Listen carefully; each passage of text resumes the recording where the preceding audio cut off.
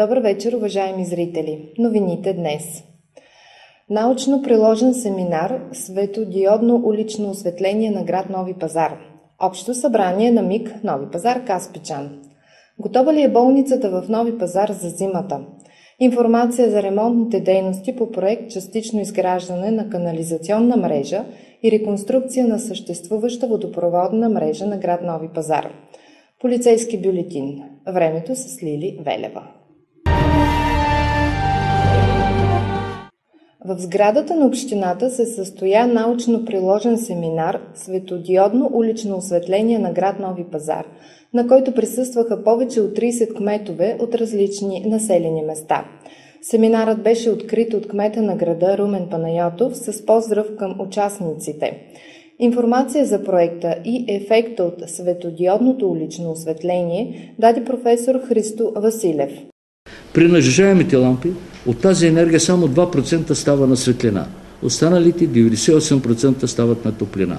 И не случайно в световен мащаб и китайците забраниха производството и вноса на лампи, нажежаеми лампи, и американците, и всички. Цял свят с малки изключения това нещо го направи.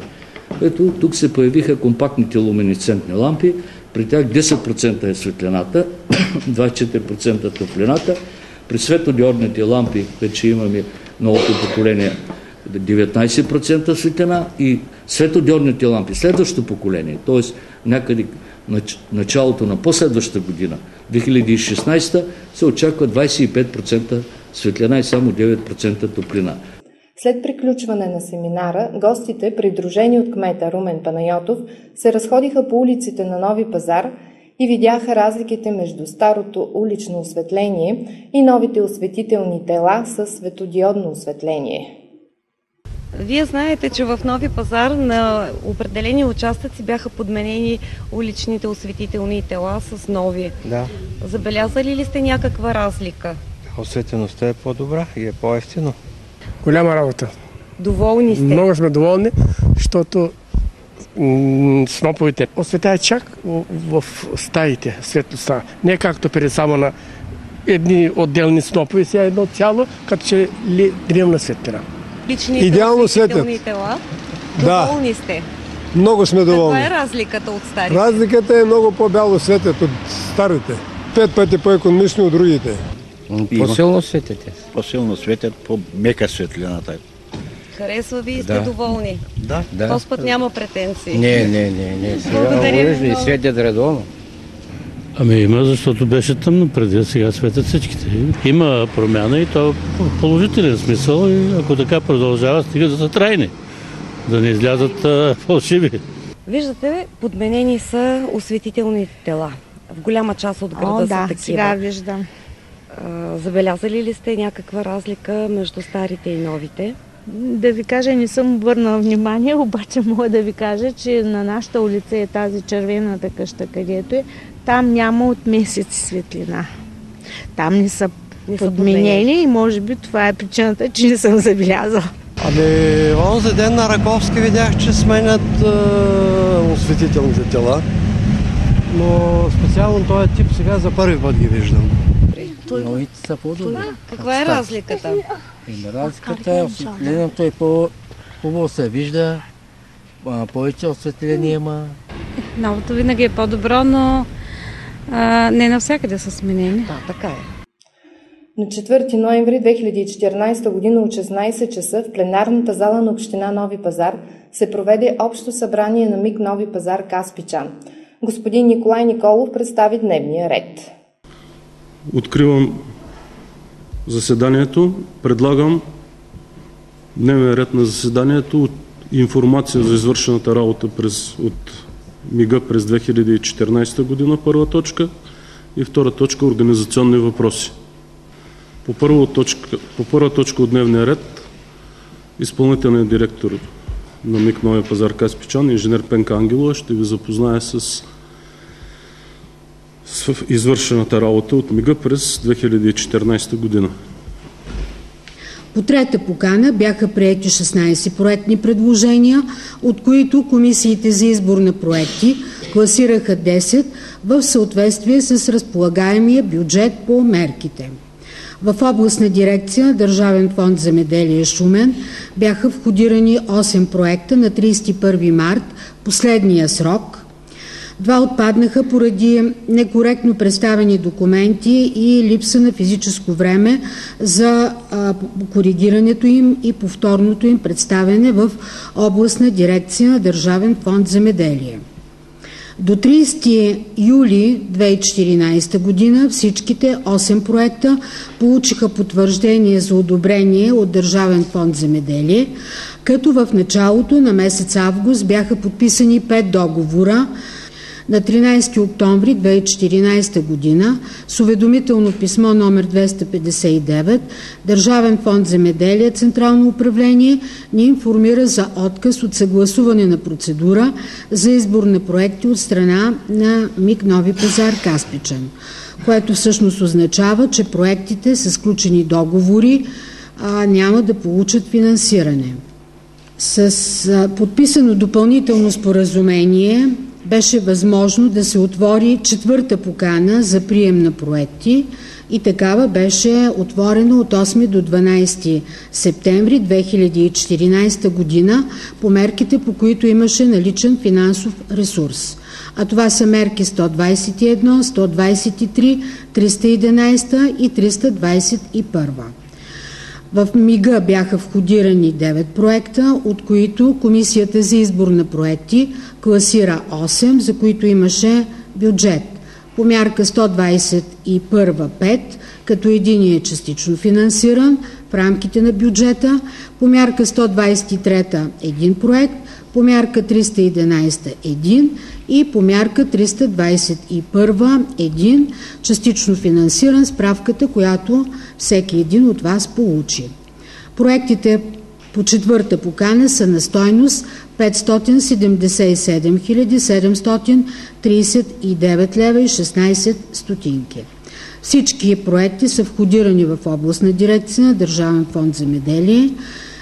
Все още нямаме обратна информация за статуса им, но те са в срока, в който тече тяхното разглеждане в Държавен фонд земеделие и се надяваме в рамките на месец ноември да получим одобрение.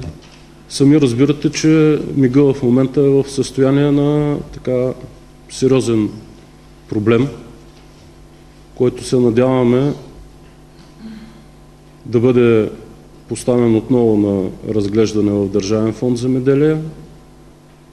Няма какво да се оправдаваме с външните експерти, въпреки че и допълнителните становища, след като постъпиха жалбите, им изискахме още един път обосновка на този отказ да присъдат точки.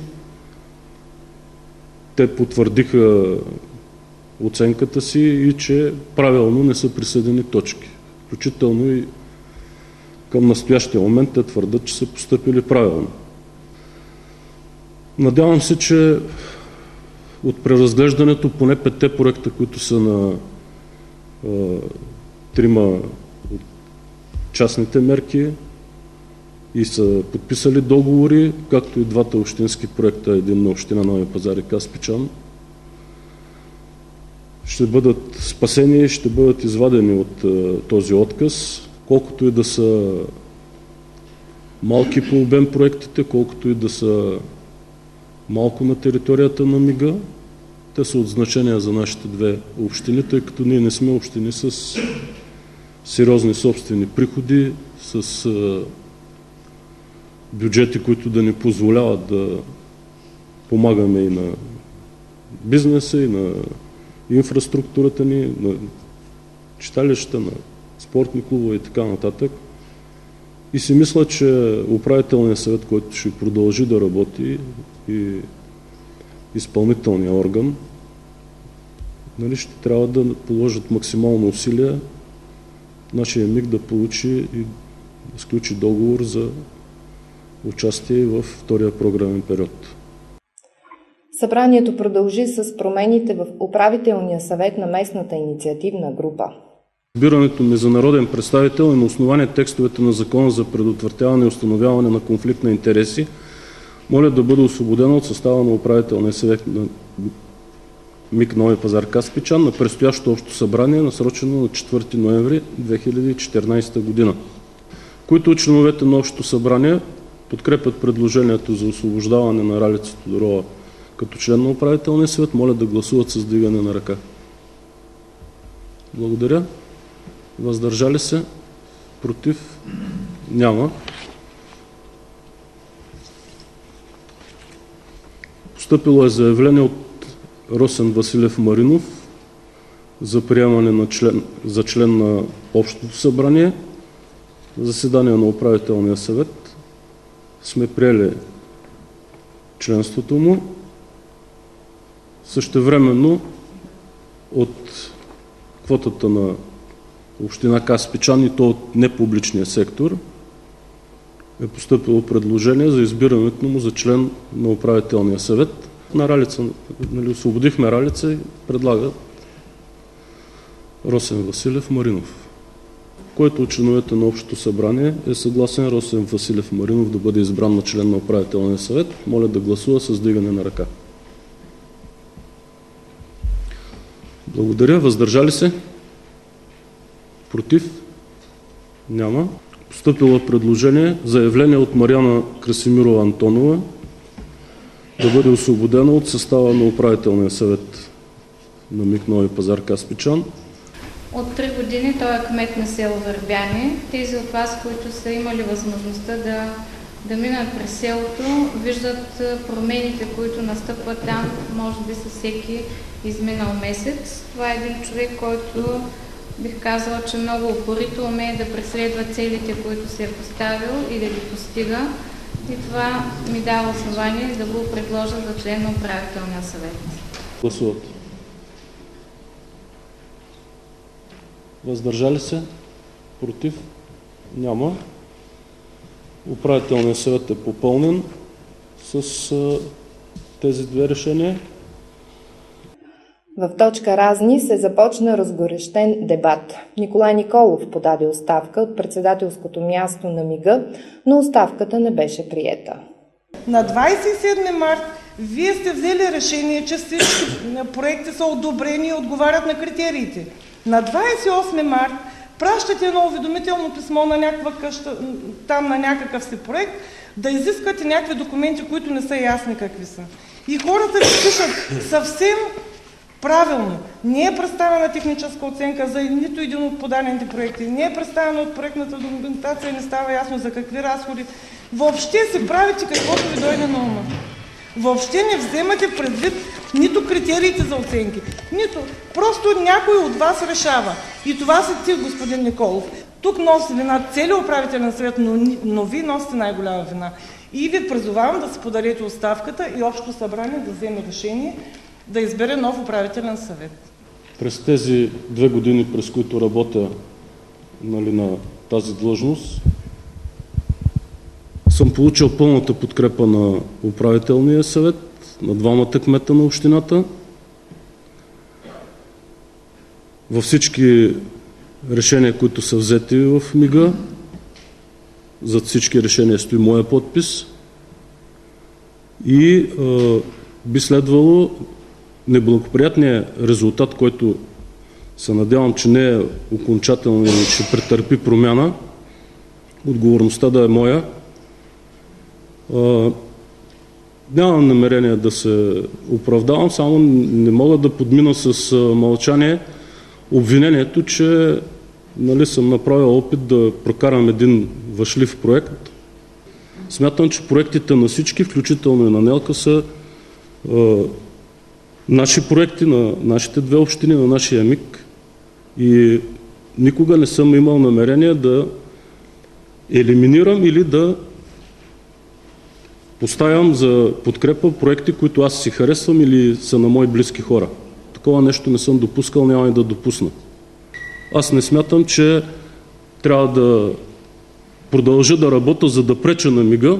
Напротив, и на предното събрание го казах, аз смятам, че в МИГ-а трябва да работят хора, които искат и желаят в двете общини да се случват проекти, да се усвояват средства и да се помага на публичния сектор и на частния сектор в Нови пазар и Каспичан.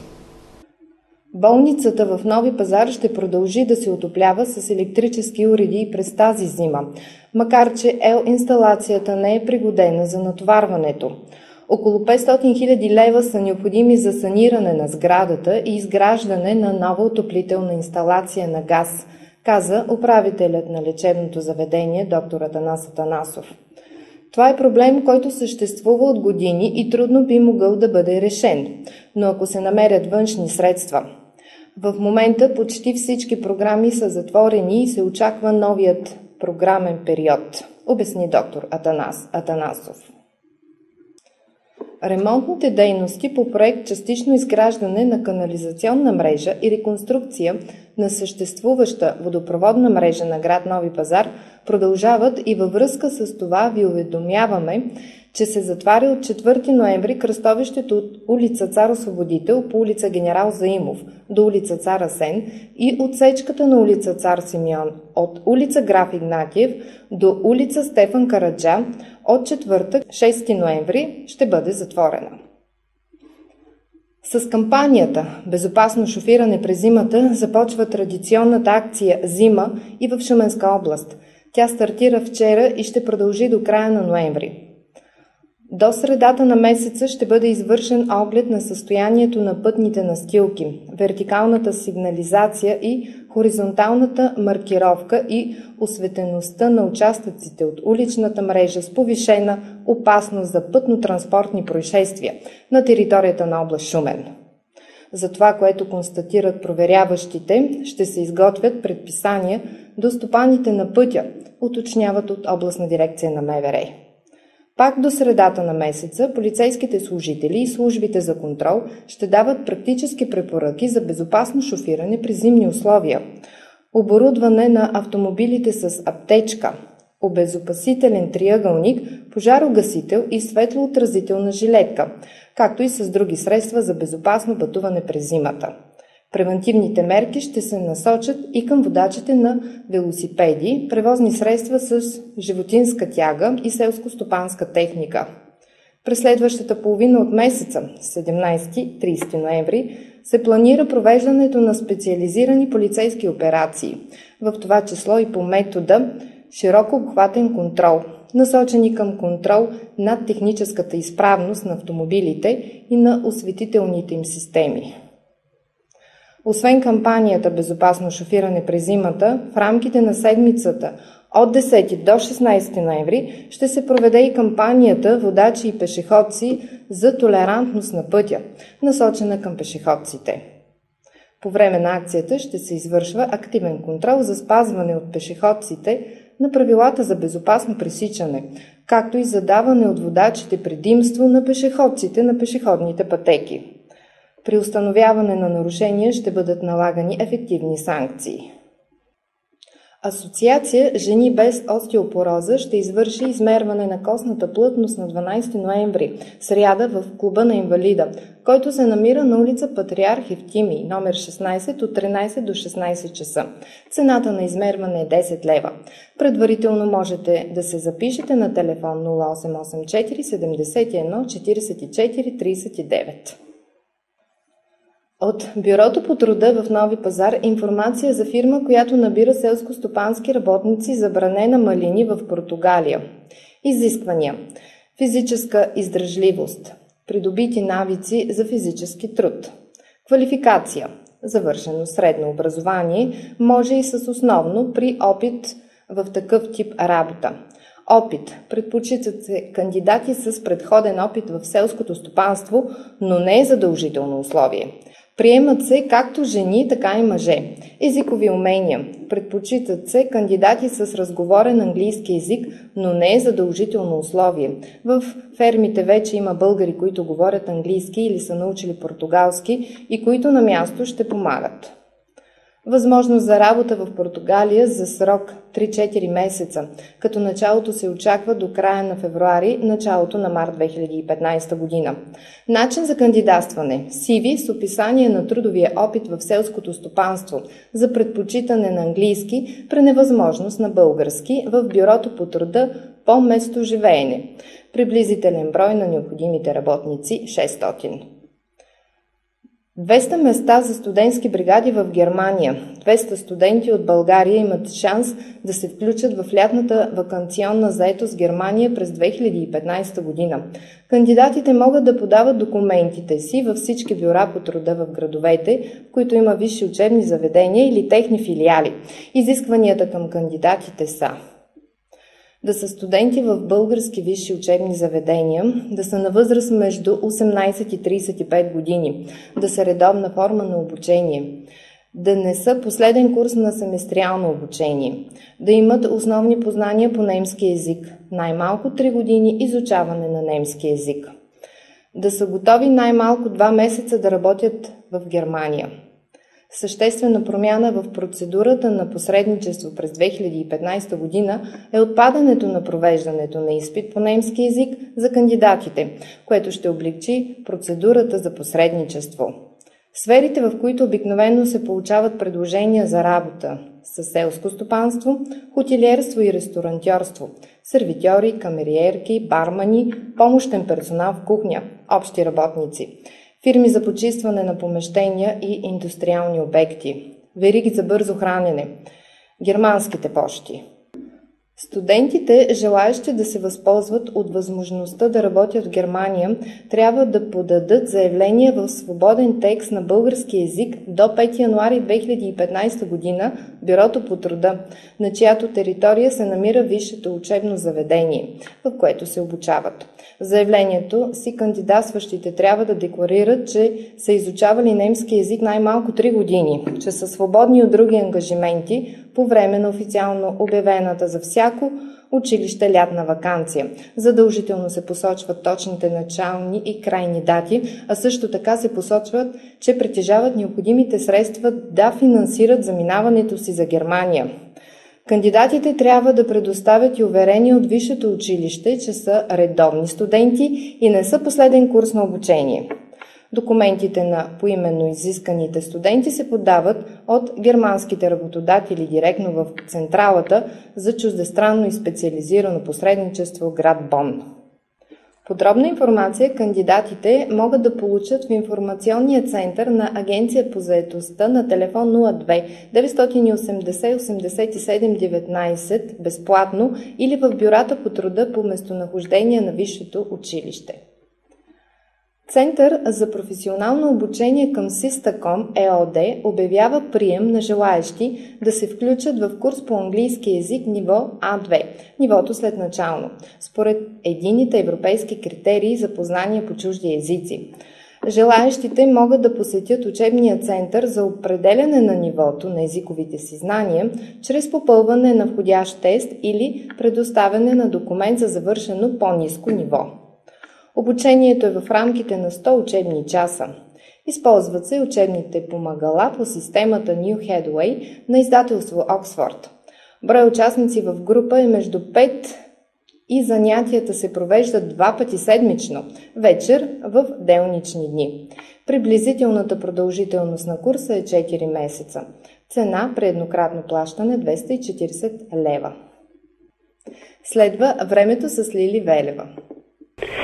През нощта ще е ясно, а утре слънчево. В сутрешните часове ще е мъгливо, ще духа слаб вятър в сутрешните часове от южна четвърт, след обяд слаб до умерен от юг-югоизток. Минималната температура сутринта за Нови пазар ще бъде около 2 градуса, а максималната около 16. В петък облачността ще се увеличи, но валежи не се очакват. Температурите ще се повишат с 2-3 градуса. С това ви пожелаваме приятна и спокойна вечер.